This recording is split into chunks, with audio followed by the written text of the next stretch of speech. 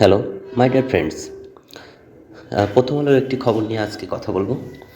আহ, আমাদের যে প্রেস সচিব ডক্টর শফিকুল আলম তিনি বলেছেন, গণভোটে হ্যাঁ ভোটের পক্ষে প্রচারণা চালানোর বিষয়ে যে ব্যাখ্যা দিলেন অন্তর্বর্তী সরকার। তো আমরা জানি ফেব্রুয়ারি মাসের 12 তারিখে ত্রয়োদশ জাতীয় সংসদ নির্বাচনে ভোট গ্রহণ করা হবে। একই দিনে জুলাই জাতীয় সনদ বাস্তবায়নে গণভোট হবে। গণভোটে না ভোট জয়ী হলে আগামী জাতীয় সংসদ নির্বাচনে জয়ী দল জুলাই সনদ মেনে সংস্কার প্রস্তাব বাস্তবায়নে বাধ্য থাকবে না।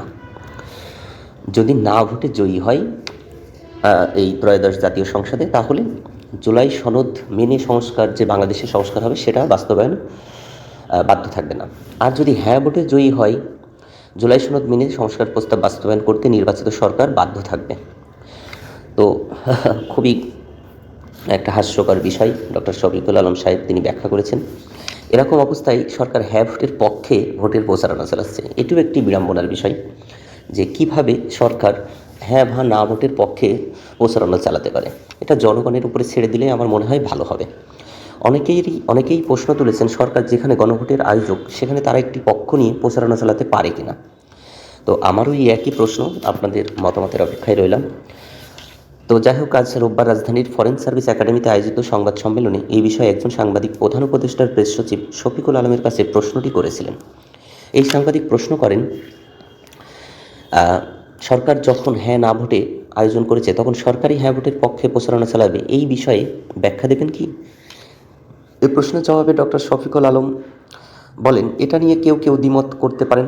আমরা স্পষ্টভাবে বলেছি, সরকার এখানে হ্যাঁ ভোটের জন্য বলবে, জনগণকে বলবে।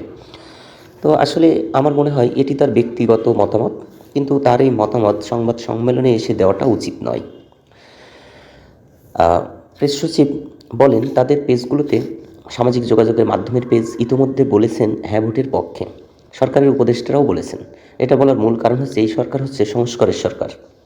এই সরকার ঐক্যমত্য কমিশনের মাধ্যমে এই সংস্কারকে একটি প্রাতিষ্ঠানিকরণের চেষ্টা করেছে। এটা এখন গণভোট দেওয়া হচ্ছে।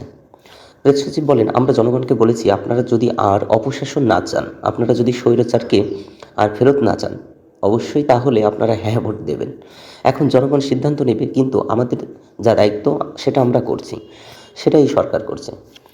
সত্যি খুবই একটি হাস্যকর বিষয় হয়ে দাঁড়িয়েছে যে একজন রাষ্ট্রের অন্তর্বর্তী সরকারের প্রেস সচিব তিনি কিভাবে তার মতামতকে জনগণের মতামত হিসেবে তুলে ধরতে পারেন।